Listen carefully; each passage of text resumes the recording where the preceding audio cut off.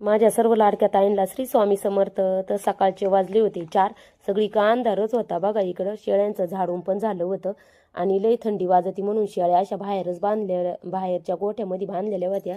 कारण net bit लावलेलं आहे, तिथं काही थंडी लागत नाही. तर म्हणलं चला इकडं, तोपर्यंत गरम पाणी झालं होतं. पाणी इतकं तापलं होतं ना, तर हातच भाजत होते. आणि म्हणलं सकाळच्या पारी असं गरम गरम पाण्याने मस्तपैकी आंघोळ करावा. म्हणजे थंडीमध्ये असं गरम पाण्याने आंघोळ केलं खूप भारी वाटतं. मग नंतर डोक्यावरून पण घेतलं मी, म्हणलं मस्त गरम पाणी म्हणून डोक्यावरून पण पाणी घेतलं.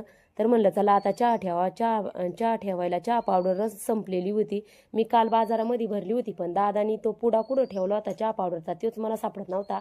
तर मग इकडून तिकडून चहा पावडर सापडला. तर बघा, आम्ही हा रेड लेबर वापरतो. तुम्ही कोणता चहा पावडर वापरता मला कमेंट करून सांगा.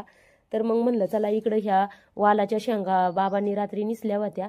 तर म्हणलं याचीच भाजी बनवू. म्हणलं चला निसून, बाबांनी निसल्यात पण तरी पण एक आपण निसून घेऊ, म्हणजे काही त्याच्यात आहे का किडके मिडके तपासून घेऊ. तर मग म्हणलं चला मस्तपैकी आपण ही भाजी बनवू. तर मग इकडं तोपर्यंत चहा पण झाला होता. तर या सगळ्याजणी चहा प्यायला. नंतर सगळं आवरून बिवरून झाल्यावरती मग आले होते इकडं स्वामी समर्थ केंद्रामध्ये. तर सगळ्याजणी पारायण वाचायला बसलेले होते बघा. सगळे आम्ही 275 जण होतो सगळेजणी. तर मग पारायण वाचून झाल्यावर म्हणलं चला वाटाण्याक पण जाऊन येऊ. जाता जाता वाटाण्याक गेले.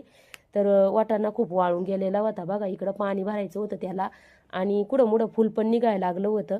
तर मग त्याला गंधक पण मारायचा होता. तर बघा कसा वाटला तुम्हाला आमचा वाटाणा, मला कमेंट करून सांगा.